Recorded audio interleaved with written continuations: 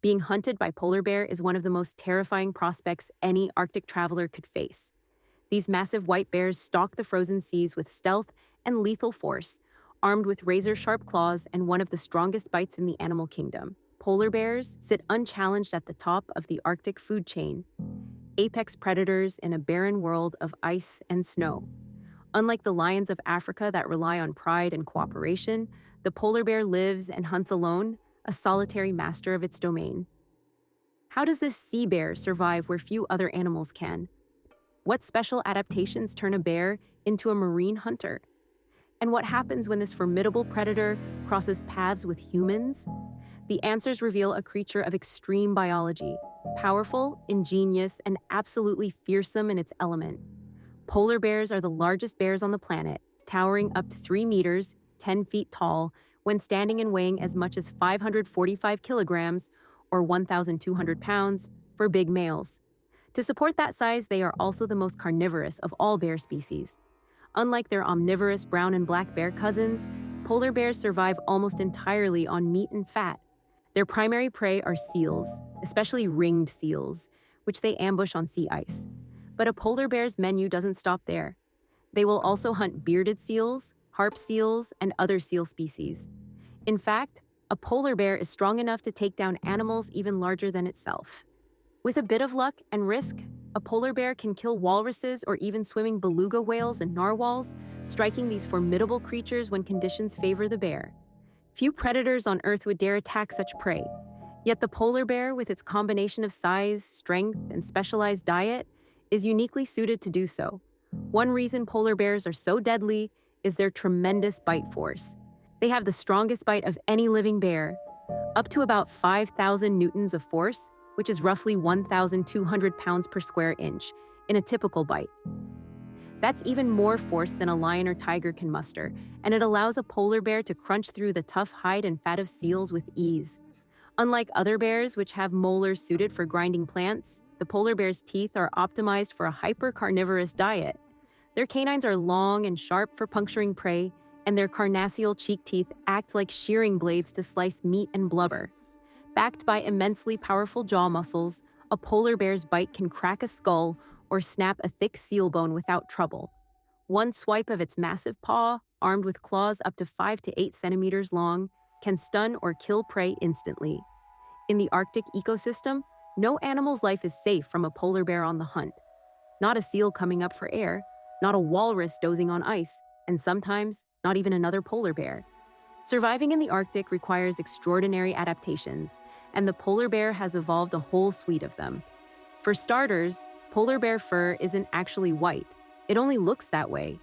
Each outer hair is transparent and hollow, and the dense underfur beneath is colorless. Sunlight scatters through these hollow hairs, reflecting back as white and providing excellent camouflage against the snow. Beneath that fur, the bear's skin is jet black, soaking up whatever faint solar radiation it can.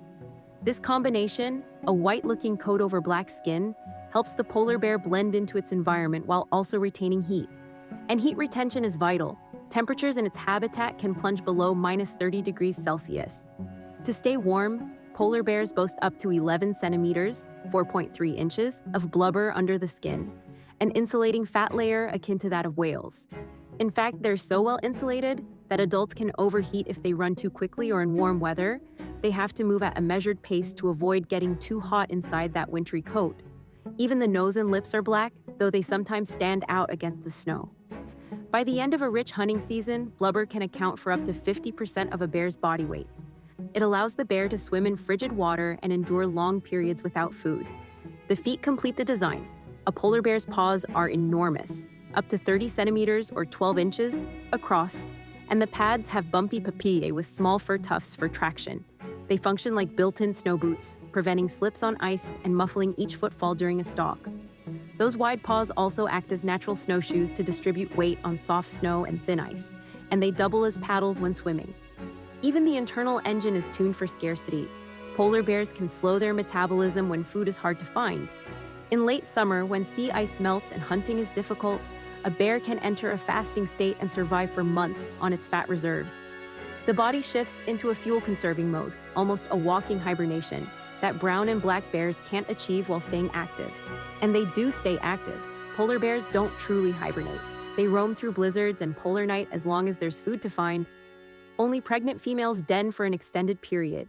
An expectant mother digs a snow den in autumn and then remains inside for up to 3 months without eating, drinking, or even defecating. There she gives birth to 1 or 2 tiny cubs and nurses them until they're strong enough to venture outside in spring. It's an astounding feat of endurance. The mother survives solely on the fat she stored before denning. All other polar bears tough out the winter in the open, crossing the ice through storms and darkness, relying on phenomenal insulation and finely tuned energy-saving tactics. If you were to accompany a polar bear on the hunt, much of the time you'd see a whole lot of waiting. Patience is one of the polar bear's greatest weapons. A bear might sit motionless for hours next to a seal's breathing hole in the ice, just waiting for an unwitting seal to pop its head up for air. When it does, the bear strikes with lightning speed, snagging the seal in powerful jaws or swiping it onto the ice with a single blow. This ambush technique, called still hunting, is the polar bear's bread and butter strategy. It has to be, because in the Arctic, opportunities for a meal are few and far between. To excel at this hunting style, polar bears rely on superb senses and silent stealth. Their sense of smell is often cited as perhaps the best of any land mammal. A polar bear can sniff out a seal from many kilometers away. In fact, they've been known to detect seal colonies or carcasses up to 9 kilometers, or 5.6 miles, distant under the right conditions. More incredibly, they can smell a seal's breath coming from a snow-covered breathing hole, nearly a kilometer away. Imagine being able to scent a single seal through ice from over half a mile off. Polar bears can. This ultra-keen nose guides the bear across vast stretches of flat ice scape, directly toward potential prey. Their hearing and eyesight are also quite good. A bear has to hear the muffled whoosh of a seal exhaling at a hole, or spot the slight movement on a distant ice floe. But it's smell that really leads the way. A polar bear will zigzag upwind with nose to the air, homing in on faint odors of seal fat or whale blubber on the breeze.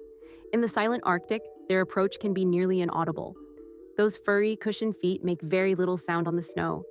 Often a seal won't realize a bear is near until the very last second. The hunting is so hit or miss that an adult bear may go a week or more between meals. But when a kill is made, it's a windfall of calories. Polar bears are fat connoisseurs. They will typically eat the seal's energy-rich blubber and skin first, sometimes devouring 45 kilograms or 100 pounds of fat in a single sitting, and might leave some of the lean meat for scavengers. Polar bears accumulate astonishing amounts of vitamin A from eating seal livers. The vitamin isn't easily excreted, so it concentrates in the bear's liver. As a result, polar bear liver is toxic. When food is scarce, polar bears don't waste energy on lost causes. They tend to avoid chasing prey on land for long distances. A seal or walrus that makes it into open water is usually given up. Swimming after fast prey isn't efficient either, and seals can outswim them easily. Instead, polar bears use cunning. They may slowly stalk a seal that's basking on the ice, keeping low to blend in, inching forward when the seal's head is turned. Biologists have observed bears taking advantage of any cover or even open water as a sneak approach route. Polar bears have been recorded swimming 50 kilometers or more at a stretch. In many ways, the polar bear behaves like a predator of the sea as much as of the ice. All this comes on top of the polar bear's phenomenal physical strength. Their swipe is often compared to a swipe of a tiger's paw in force. Adult males will sometimes fight each other during mating season, and these battles are ferocious shoving matches between two 1,000-pound giants. They rear up on hind legs, swatting and biting, each trying to knock the other down. Though these fights are mainly to establish dominance and secure mates, they can lead to serious injuries, broken teeth, deep cuts, or worse. In rare cases, a big male polar bear can even kill another bear in combat. Many polar bears carry scars or broken canine teeth from tangling with walrus tusks. This is where the polar bear's surprising ingenuity comes into play. Believe it or not, polar bears have been known to use tools to help them hunt formidable prey like walruses. Indigenous Inuit hunters have long told stories of polar bears breaking off pieces of ice or stone and hurling them down on unsuspecting walruses from above. These tales were once thought to be legend until scientists started finding evidence that they're true. We don't usually think of bears as tool users, but polar bears may be an exception. Their brain is the largest of any bear species, and while much of that scales with body size, polar bears demonstrate notable curiosity and learning ability. Explorers and Arctic residents often tell stories of polar bears investigating camps, untying knots, opening latches on food caches, or persistently returning to a spot where they once got a reward. They seem to have excellent memory for where and when food can be found. Polar bears will visit sites of whale carcasses, a big nutritional bonanza, year after year, precisely timing runs to seasonal events like seal pupping or bird egg laying. All bears have relatively good memories, but a polar bear's life depends on remembering a vast, often featureless territory and the locations of ephemeral hunting grounds. It's a mental map spread across hundreds of miles of sea ice.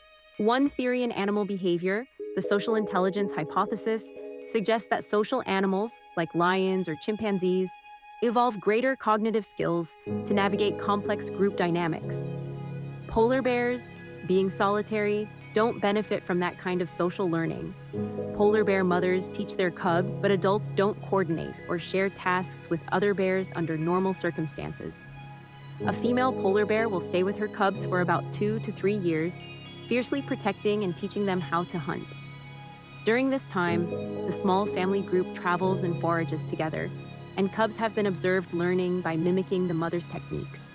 But once the cubs are weaned and independent, they separate. Polar bears do not form packs or permanent pairs. There's no equivalent of a lion's pride in their world. When food is abundant, polar bears do show they can tolerate each other. It's not uncommon in summer, for instance, to see a dozen bears scattered around the carcass of a whale that washed ashore. At such times, an uneasy truce holds.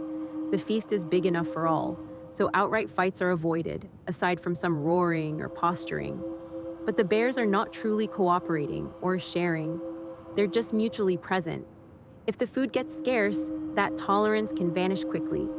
Large males, especially, might drive others away from food, and in harsh times, they pose a lethal threat to smaller bears. Intraspecific predation is when polar bears kill and eat other polar bears. This is not the norm, but it does occur. Biologists have documented cases of adult males deliberately stalking and killing juveniles, or even adult females, likely to eat them. In one study over several decades, researchers observed a few instances of cannibalism. A male bear sniffed out and attacked a mother in her den, and in another case, a male killed a female and her cubs soon after they emerged from their den. Such incidents were never seen prior to the 2000s and are thought to be a response to extreme food shortages and nutritional stress. It's a reminder that for a starving polar bear, no source of meat is off the table, even if it comes from their own kind. On a more positive note, polar bear courtship is one of the few times these animals seek each other out, aside from those temporary feeding aggregations. During the late winter breeding season, male bears range widely to track down females, often following scent trails. When a male finds a receptive female, he will court her over several days, gently nuzzling and playing despite his great size. Other males may show up, and then battles ensue. Only the biggest, toughest males typically win the right to mate. After mating, the bears part ways. The male goes off in search of another mate, and the pregnant female will spend the summer fattening up for her coming maternity denning. There is no lasting bond between male and female. A pregnant female must be wary of males, as a hungry male bear would as soon kill and eat cubs as look at them. The only true long-term bond in polar bears is mother and offspring.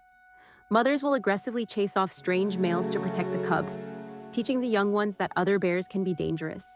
When the cubs are finally weaned, they sometimes stick together as siblings for a short time, but eventually they split, and each young bear heads out alone into the frozen wild. Thus continues the cycle of solitary lives. Polar bears do not automatically fear humans the way many other wild animals do.